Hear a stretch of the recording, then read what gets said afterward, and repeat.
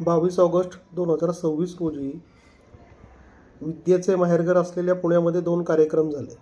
तर विद्येचे माहेरघर असलेल्या पुण्यामध्ये राहुल गांधी यांचा छात्रों की गूंज हा कार्यक्रम झाला, ज्यामध्ये महिलांवरील अत्याचाराचे वास्तव त्यांनी मांडले. त्याचप्रमाणे देशात महिलांवर होणारे अत्याचार, त्यांना दिली जाणारी अपमानास्पद वागणूक, त्यांच्यावर ठेवले जाणारे नियंत्रण आणि कामाच्या ठिकाणी मिळणारी दुय्यम वागणूक या 4 मुद्द्यांचे सादरीकरण करत त्यांनी महिलांना व्यासपीठावर बोलवले आणि विद्यार्थिनींनी त्यात थेट सहभाग घेऊन स्वतःची मतं मांडली. पुणे म्हणजेच प्रेम असं त्यांनी छानपैकी पुण्याची एक व्याख्या केली राजीव गांधी यांनी. या सगळ्या गोष्टींमध्ये विद्येचे माहेरघर असलेल्या पुण्यात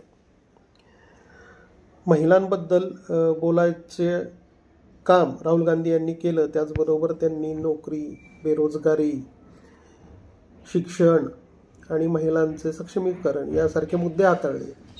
दुसऱ्या बाजूला संध्याकाळी 5 वाजताच म्हणजे राहुल गांधी यांचा ज्या वेळेस कार्यक्रम होता त्याच वेळेस त्यांनी भाजप प्रणित एक कार्यक्रम झाला, ज्यामध्ये वंदे मातरम कृती समितीतर्फे आयोजित युवा की आवाज असा वंदे मातरमचा एक कार्यक्रम झाला.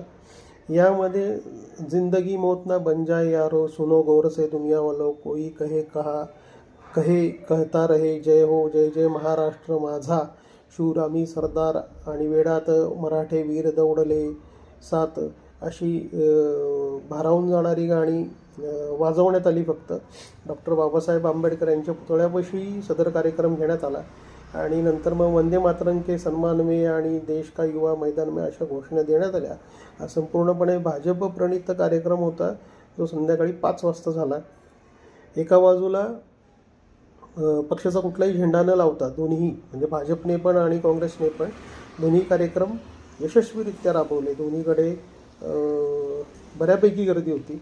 राहुल गांधींच्याला विद्यार्थिनींची जास्त गर्दी होती आणि सर्वात महत्त्वाची गोष्ट अशी की सध्याच्या युवकांना जे गरजेचं आहे ते मुद्दे घेऊन राहुल गांधी पुढे येत आहेत आणि सध्या त्यांचे मुद्दे युवकांना पटत आहेत.